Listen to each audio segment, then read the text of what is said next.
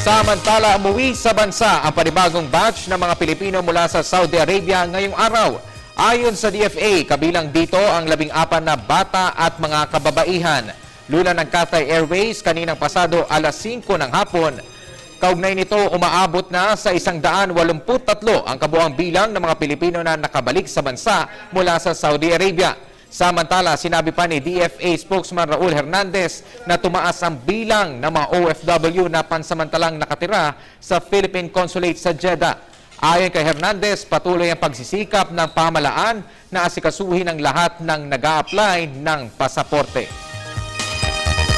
There was a significant increase in the number of campers in Jeddah because many undocumented Filipinos want to renew or replace their passports or apply for travel documents.